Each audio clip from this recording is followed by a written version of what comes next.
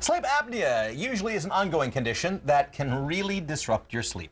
Joining us to learn more is author of Sleep Soundly Every Night, Feel Fantastic Every Day, and that's Dr. Robert Rosenberg. Nice to have you here. Good morning. Thank you. Good morning, folks. Good morning. All right, let's first talk about, for people who may be unfamiliar with what this is, what is sleep apnea? Sleep apnea is when your upper airway collapses during your sleep, and when that happens, oxygen levels drop, carbon dioxide levels go up, blood pressure surges, and your body, your heart, your cardiovascular system is put through a tremendous amount of stress.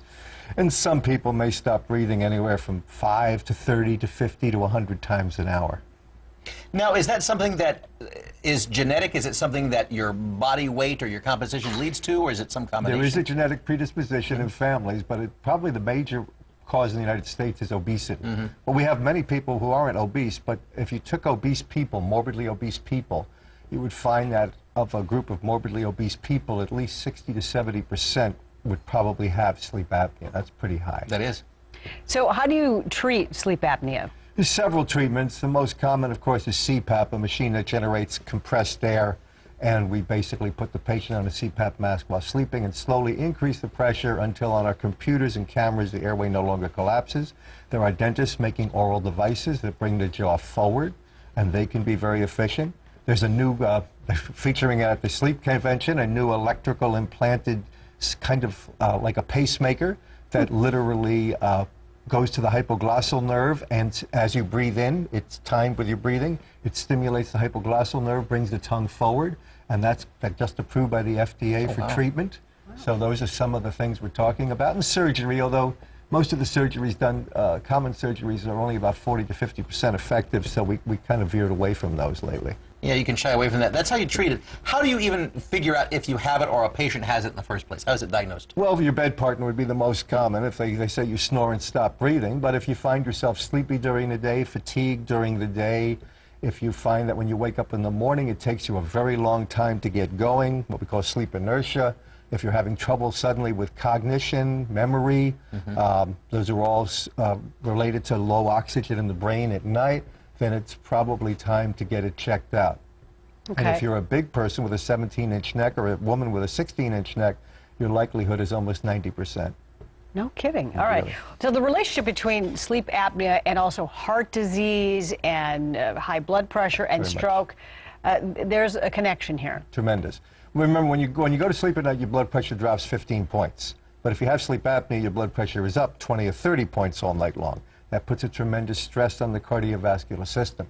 Also, the dips in oxygen, oxygen going up and down, generates what are called free radicals. And those free radicals are inflammatory mediators that begin to erode the lining of the blood vessels and thicken them and cause problems with blood flow to your heart and to your brain. So you're having blood vessels that have been narrowed, and at the same time your blood pressure is up very high, so you can understand over years why you would be more liable to have a stroke or a heart attack.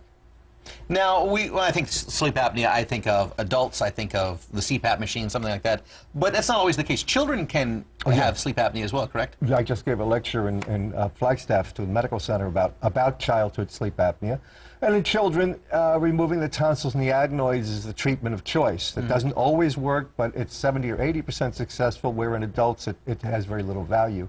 And children with sleep apnea are frequently misdiagnosed as having ADHD because the symptoms are very similar. They're hyperactive, they have problem with impulse control. And when you take the tonsils out and you treat the sleep apnea, in some studies as many as 50% of those children are off of drugs like Ritalin that they were taking for ADHD.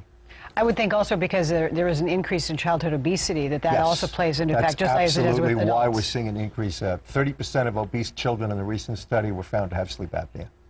Now, now I'm going to backtrack just a tick here, because we keep showing people sleeping.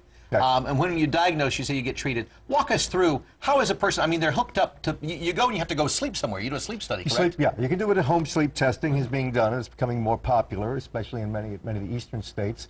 Or you can have an in-lab study. The advantage of the in-lab study is we can diagnose and treat you possibly in one night. So we're monitoring your brain waves, we're monitoring the movement of air, we're monitoring movement of your chest and abdomen, your oxygen levels, and your body position. That's all being monitored by a certified technician. And people are supposed to sleep while they do that? I know, and also you're in a new environment, a foreign environment. So, I would think it must be hard for people to fall asleep. And occasionally we'll use a sleep aid, which doesn't interfere with sleep-disordered breathing.